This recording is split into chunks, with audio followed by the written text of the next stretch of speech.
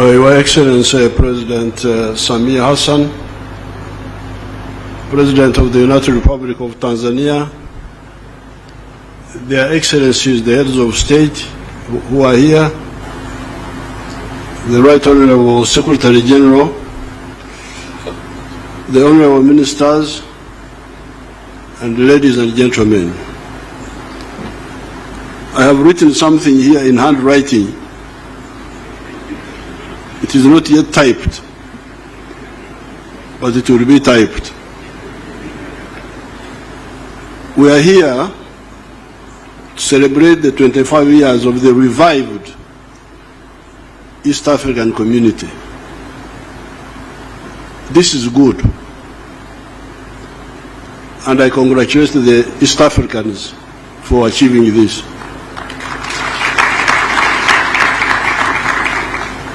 However, I propose that we also celebrate the more than 1,000 years of trade connectedness of this area.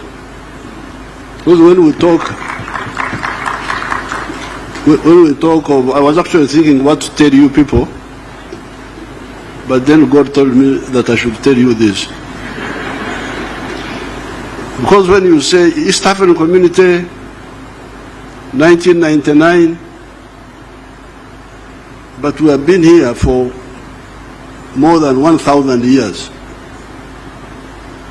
So I would like you, the leaders, the intellectuals, to really broaden your thinking.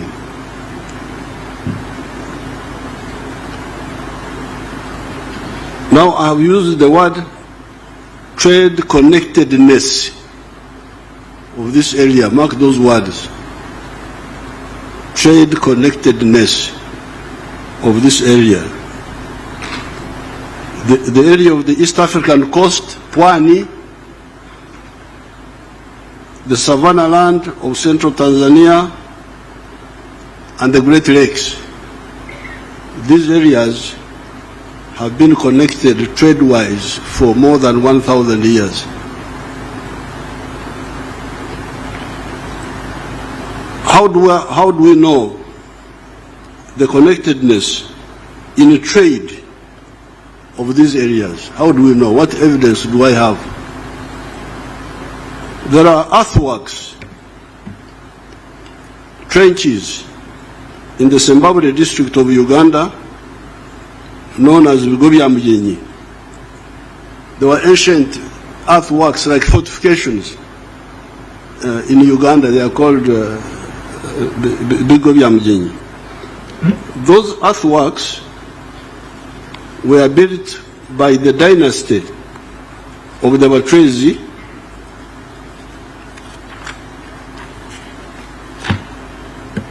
that had united a big chunk of that area for a number of centuries. There was a dynasty which united our area there for a number of centuries. The archaeologists did some excavations and found Nkwanzi. Nkwanzi in our local language, in Swahili I think you would say ushanga. Nadhani mnaziita ushanga. Ushanga meaning glass beads. Glass beads. They found cattle bones and engusio.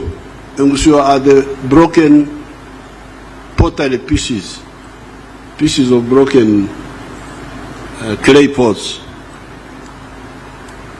There are also nearby mounds of ancient cow dung, what we call a mungu in our language, the ancient cow dung heaps. The archaeological items thus recovered were dated to have been used between 900 AD and 1350 AD. These glass beads were being used 900 AD up to 1350 AD. Among those items were the glass beads already talked about. Where had these come from at that time? Where did the ushanga come from? To go 1,000 miles to Uganda. They were not being manufactured in Uganda or anywhere nearby. They came from Mesopotamia, present-day Iraq, through Pwani coast, Ugogo Dodoma area, Unyamwezi, that is Tabora area, Usukuma, Mwanza, Buzinza huko mbele huko baada ya Mwanza, Karagwe, and eventually to Uganda. Therefore, there is no doubt that more than 1,000 years ago, this area was a connected trade area, CTA. Can we introduce that? Because you like to use, you like abbreviations. PTA, I don't know what, I don't know. So I have given you now a new one. CTA, Connected Trade Area.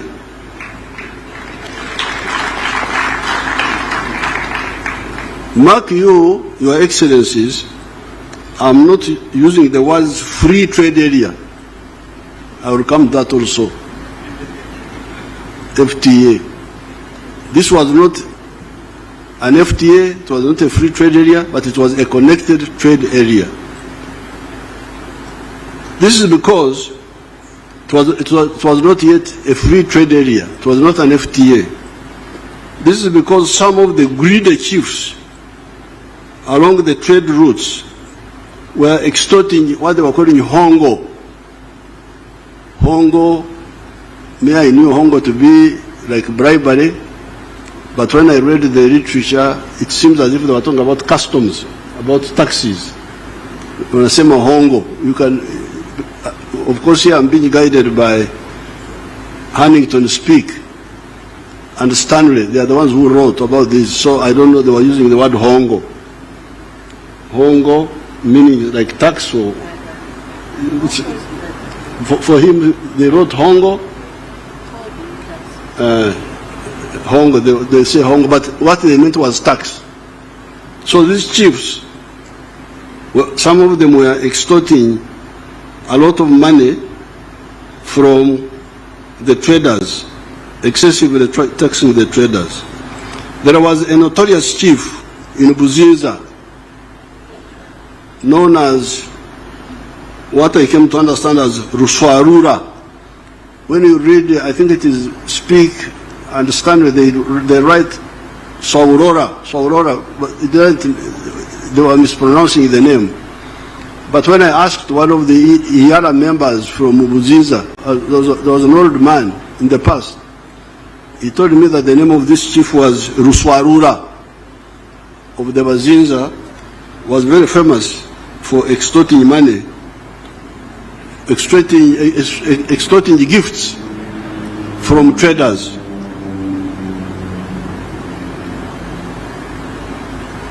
The other European travelers had written his name as Uswarura or something like that. He would extort a lot of what they were calling hongo. That's what they wrote, the Stanley or Speak, one of them, from the traders. But then there was the giant and gentle Rumanyika of Karagwe, who would, on the other hand, give a lot of gifts and assist travelers. Rumanyika was very, very, very, very generous to the traders and to the travelers. Speak and Stanley wrote with a lot of praises about Rumanyika, the king of Karagwe. Therefore, our area was a connected trade area, but not a free trade area. Through Pwani, would get through coast. Pwani is coast. Through Pwani, would get Nkwanzi, glass beads, Emienda, textiles, guns and gunpowder, etc. Out of the Congo forest, would get a miringa. That is a brass or copper bracelets. They are called a miringa in our language. Engoro. Those are ivory bangles. Bangles made out of ivory. In Nyerere, they are worn by women. They are iron coils worn on the legs by women. In fact, when Mwalimu's name first came in the news, 1950s, they were saying Nyerere. We said we thought it meant that in our area, but later on we were told it meant something slightly different. Amoshe, giraffe hair neckwear. From Buhaya, from the Bukoba area, would get our area would get a toma, back cloth. From Bunyoro, would get umonyo, rock salt. Our ignorant chiefs kept that underutilization of our opportunities for all that time until the Europeans came and captured them. Because this area was connected trade-wise, but our chiefs never used it to consolidate it, so the Europeans came and captured the area.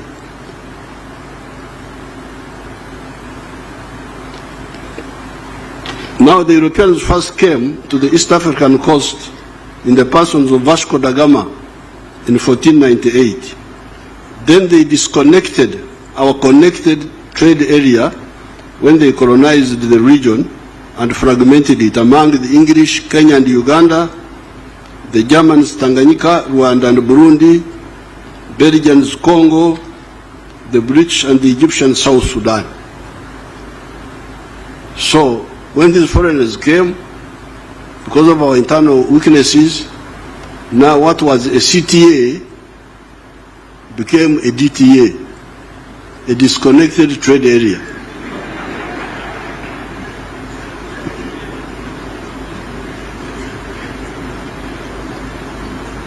Thereafter, our CTA, connected trade area, became a DTA, disconnected trade area. This was the fault of the chiefs. This definitely was the fault of our chiefs.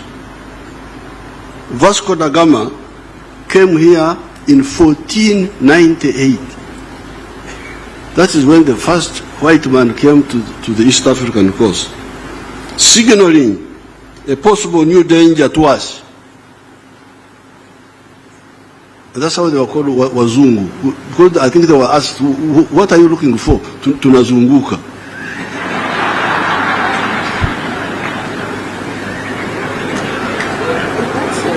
They just said they are going around. They were going around.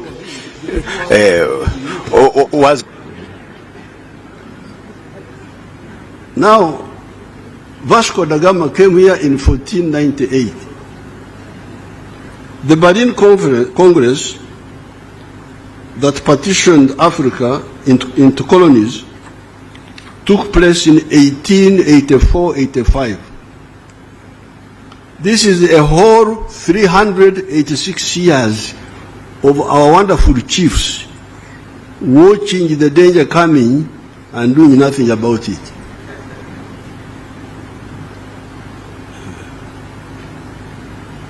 This is just the history. It is therefore most commendable that our leaders, Mzee Jomo Kenyatta, Mwalimu Julius Nyerere, and Dr. Obote, as soon as we got out of the nightmare of colonialism, took the bold step of the decision to form the Political Federation of East Africa on the 3rd of June 1963, which is what my daughter, the Secretary General, was talking about. I have already given Her Excellency that picture, and I've also given to His Excellency Ruto. I've given all the presidents, even President Kagame, I gave him the picture, that picture of the 3rd of June, 1963. But now I have some copies I want to give to Secretary General again, and to Yara, and to Secretariat. I don't know whether they are the same secretaries. And then to the East African Council, Trade Council. Are there traders here? Oh, okay. Bring my pictures. I have already given those pictures to their excellencies, the presidents. Unfortunately, some actors let us down and did not follow up that decision of forming the political federation in 1963. Picture zangu nyinyi waheshimiwa. I am glad Tanganyika and Zanzibar moved ahead and formed Tanzania, that has played a very unique role in the liberation of Southern Africa, as well as the fight against Idi Amin in Uganda. Because remember, muungano wa Tanganyika na Zanzibar was 1964. That was after Mwalimu and Mzee Karume noticed the hesitation by Obote and Kenyatta. That's how Mwalimu and Sheikh Abedi Karume said, wacha tuende mbele sisi. Because in the 1963 meeting, Zanzibaris were not yet independent. I don't think Zanzibar was independent by 1963. Even Kenya was not yet independent, but they were coming to independence. I think Zanzibar got independence in 64. Revolution is 64. And independence was 63. 63. Independence. Oh, okay. When we didn't want that independence, we did revolution. Oh, okay. So when Mr. Obote and Mzee Kenyatta hesitated, Tanganyika and Zanzibar went ahead and formed the United Republic of Tanzania.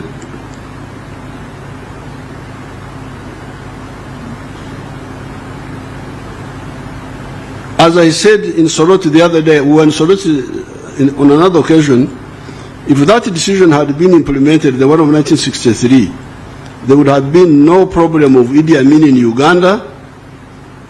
Possibly the problems of Rwanda and Burundi could have been solved earlier and with less loss of blood, of life. The Federation of East Africa would have found it easier to deal with the problems of South Sudan and Somalia.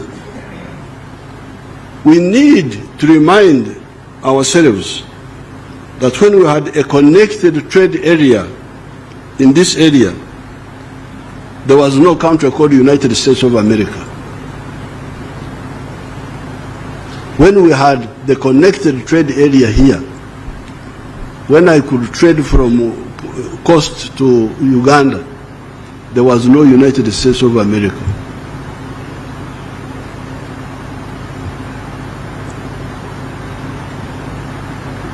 What do we say about these ancient societies of ours sitting around for the last 600 years and watching foreigners taking slaves from Africa, building strength until they were strong enough to either to enter the interior of Africa and colonize it? What do we say? Anyway, when we had opportunity to play a role, we did the necessary. Working with Mzee Arap Moi and Ndugu Ben Mkapa, we restored the EAC. It has moved forward. However, there are still obstacles that stunt the growth of these economies. Take the issue of banning products or unlicensing them so that they do not enter the other member states. You hear people saying that country X has a bumper crop this year, and will therefore not allow products from the other countries to enter that market. What then happens is that producers of that product migrate to other enterprises and forget about the unlicensed product. 2 years down the road, you hear that there is a shortage in the same country X, and they want to buy the product. By that time, the product is no longer being produced in the country that was blocked. Even if Uganda is producing a lot of maize, for instance, we have never banned maize products from other East African countries. If we are producing maize, if we have a bumper crop, let other maize also come, and the Ugandans buy whatever is cheaper or better. Instead of saying, this year come, next year don't come, then what happens? I leave that business and do something else if there is no sufficient market. We have a lot of milk products. However, we have never banned milk products from other countries. The Ugandans, some of the Ugandans there, wanted me to ban Tanzanian rice. That mpunga wa Tanzania unaua walimaji wa mpunga wa Uganda. I said, if they are dying, they are dying easily. So if they are dying, let them die and we get more fit rice growers from Tanzania. I could not agree because, you see, there are 4 mistakes there. Number one, I am forcing Ugandans to buy more expensive rice of the inefficient Ugandan rice growers. That's mistake number one. Number two, I am undermining the Tanzanian rice grower, because if he's efficient, we should all encourage him so that he grows. But if we deny him the market by administrative means, then we are undermining him. Number three, I am also kulemaza. Kulemaza is our local word meaning to cripple my own rice growers. Because if you give them this artificial protection, they will never be efficient. Let them be efficient and compete with the Tanzanians. Why do you protect the inefficient? But number four, then if I ban Tanzanian rice, Tanzania italipiza kisasi, ban also something from me. Come on, Mom, I can't be part of that historical mistake. So I said, no, if you can't compete with rice, leave rice and do rice in chakula ya Wahindi na Wachina na watu wengine. Lima muhogo, which you can do better.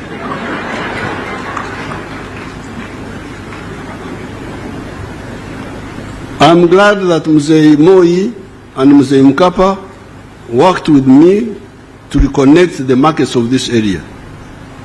Besides, we went beyond the mere re-establishment of the CTA, Connected Trading Area, and we created what is supposed to be a free trade area that also aims at political integration by creating the Federation of East Africa. I salute our brothers of Rwanda, Burundi, Congo, DRC, South Sudan and Somalia for joining the EAC and therefore reconnecting the old CTA. Remember, we had a CTA 1,000 years ago, Connected Trade Area, which had been disconnected by the Belgians and the Germans and all those people who came in because of our weaknesses. So now, the former CTA is now fully assembled.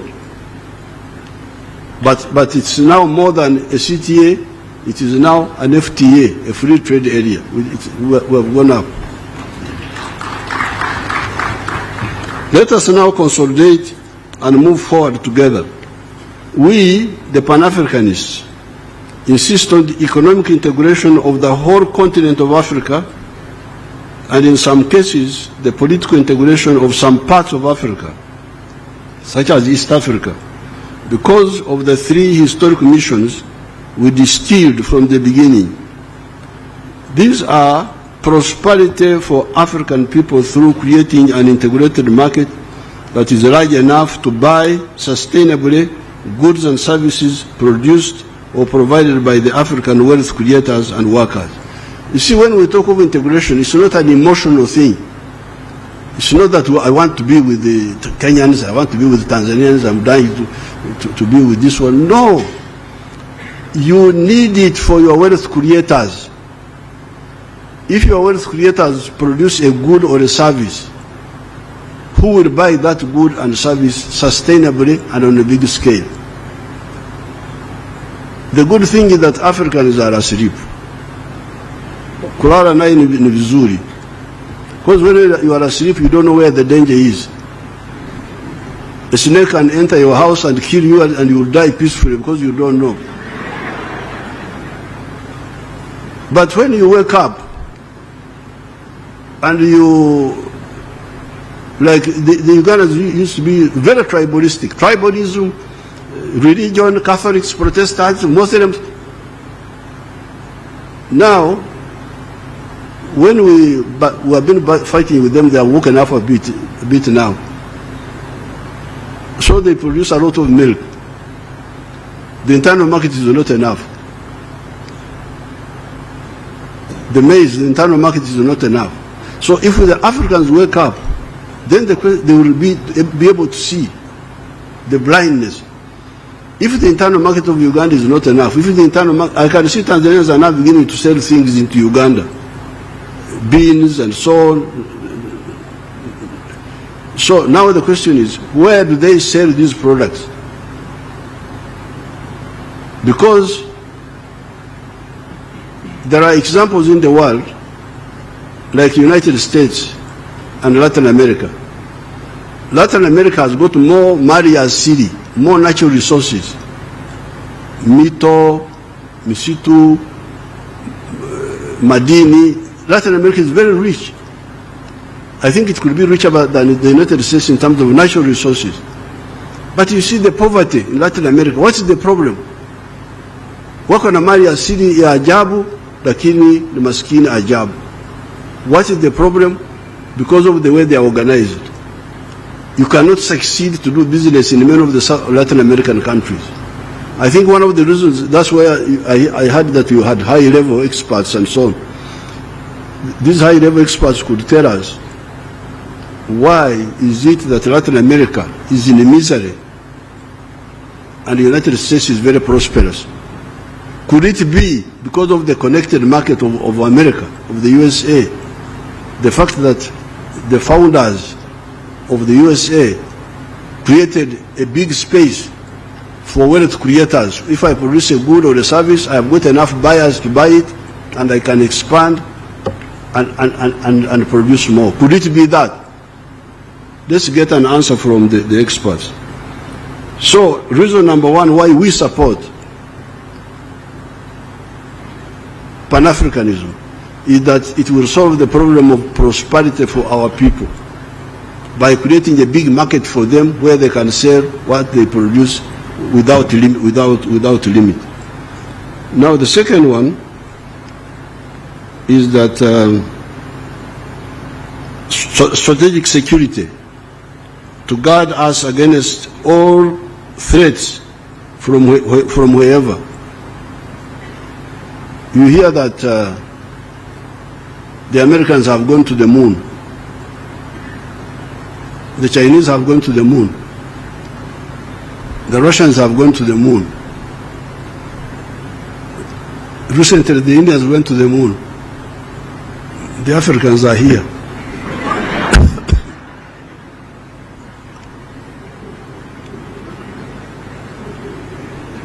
And they are not bothered. So, are we going to be like the chiefs? Because you remember the chiefs. You remember the chiefs. When Vasco da Gama came and passed years, anazunguka. And they couldn't see the danger and wake up and unite us. So, people are going to, what are they going to do at the moon? Sisi tuko hapa tu. Wako huko juu wanatuangalia kama kama vidudu vile vinakula sukari. This is very dangerous. I'm glad you invited me. So that I tell, because you are the one who invited me.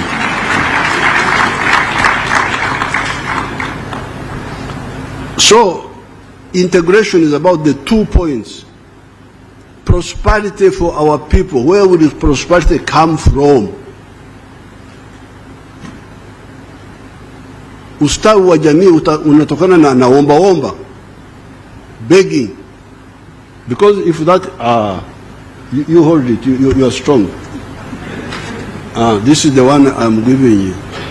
This is Mwalimu Obote, Mzee Kenyatta na wengine. Federation this year. This was 1963.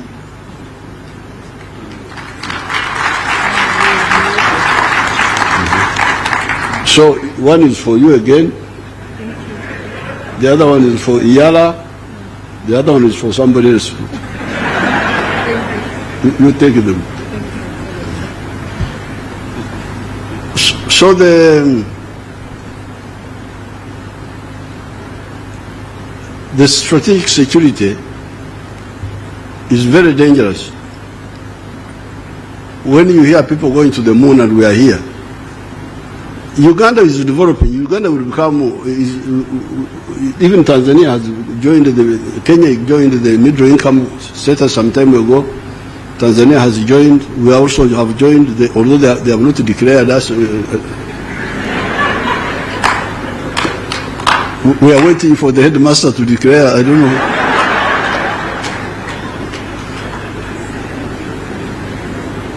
But we are developing. But even if we develop, even if Uganda becomes a first world country, can we afford to go to the moon? Can we afford? Why hasn't UK gone to the moon? They are here with us. UK, France, wako hapa na sisi. Wahindi wamekwenda kwenye mwezi, wamekuja, lakini the other fellows are here with us. So there is something about size. You need size to be able to do certain things. And in order to achieve this, so the first, why we insist on Pan-Africanism, number one, prosperity for our people. But number two, strategic security, to be able to guard ourselves against all these adventurers. And using the undugu that God gave us, we are lucky. All these people we are talking about are either similar or the same. And in the case of East Africa, we have got even Swahili, which is a common language. The other day, I gave a speech briefly elaborating on each of these in Soroti, not to mention the many other documents in which I have discussed these issues. My speech in Soroti is annexed to this short statement. They will type it. What I want to highlight on this occasion is the question: why should this ancient connected trade area of more than 1,000 years of similar or linked people be lagging behind countries that do not even exist when this CTA was 1,600 years old? Because by the time the Karambas went to America, 1492, our CTA had been here for 600 years or more. Our connected trade area, this area we are talking about. The Kenya side, the connection was not so much because of the Maasai. The Maasai were stopping trade from the coast. But here, we had this ancient connectivity. Maybe the other question would be, who would lose if this ancient land of our peoples that has been connected trade-wise for more than 1,000 years was to integrate family, both economically and even politically?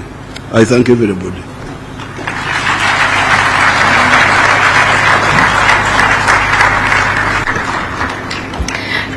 Thank Thank you very much, Your Excellency, for those words of wisdom. You are indeed a walking encyclopedia of history, and we really thank you for your wisdom.